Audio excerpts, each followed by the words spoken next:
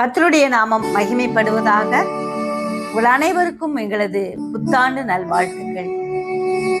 புதிய வருடத்திற்கு கர்த்தர் தந்த வாக்கு தத்தம் ஏசாயா தீர்க்கதரிசியின் புஸ்தகம் 62வது அதிகாரம் 3வது வசனம். நீ கர்த்தருடைய கையில் அலங்காரமான கிரீடமும் உன் தேவனுடைய கரத்தில் ராஜ முடியுமாய் இருப்பாய்.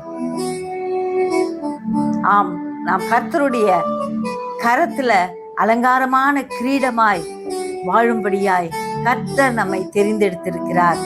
நாம் மற்றவர்களுக்கு ஆசீர்வாதமாக வாழும்படியாய் நம்மை கர்த்தர் வேறு பிரித்திருக்கிறார். வேதத்தில் உள்ள பரிசுத்தவான்களை நமக்கு மாதிரியாக வைத்திருக்கிறார். யோசேப்பை கர்த்தர் பார்வோன் ராஜாவிற்கு அலங்காரமான கிரீடமாய் வைத்தார். தானியேலை நேபுகாத் நேச்சாருக்கு அலங்காரமான கிரீடமாய் வைத்தார். இயேசு இந்த உலகத்தில் ஒளி தருகிற அலங்காரமான கிரீடமாய் நம் ஒவ்வொருவரையும் மீட்கும்படியாய் தன்னையே தந்தார். எனவே நாமும் இந்த புதிய வருடத்தில் இந்த உலகத்திற்கு வெளிச்சமாய் இருப்போம். அநேகருக்கு ஆண்டவரின் சுவிசேஷத்தை கூறுவோம். நாம் நம்முடைய குடும்பத்துக்கும் நம் சபைக்கும் தேசத்திற்கும் நாம் வேலை செய்கிற இடத்திற்கும் நம்முடைய நண்பர்கள் மத்தியிலும் கர்த்தர் நம்மை அலங்காரமான கிரீடமாக வைக்கும்படியாய் நம்மை பூரணமாய் கர்த்தருடைய சித்தத்துக்கு ஒப்பு கொடுப்போம். அவருக்கு பிரியமாய் வாழ்வோம். கர்த்தர் நம் ஒவ்வொருவரையும் ஆசீர்வதிப்பார். தாவீதுக்கு அருளின நிச்சயமான கிருபையை நமக்கு தந்து நம்ம இந்த புதிய வருடத்துல கர்த்தர் ஆசீர்வதிப்பார், வழி நடத்துவார். ஜெபிப்போமா?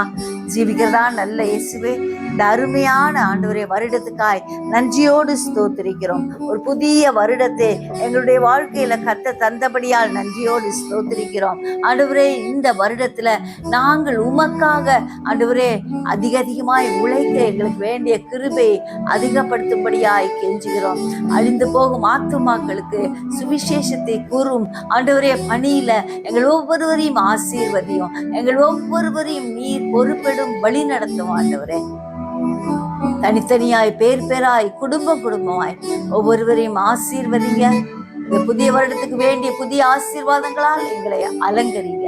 இந்த கரத்துல பூர்ணமாய் எங்களை தாழ்த்தி ஒப்பு கொடுக்கிறோம்.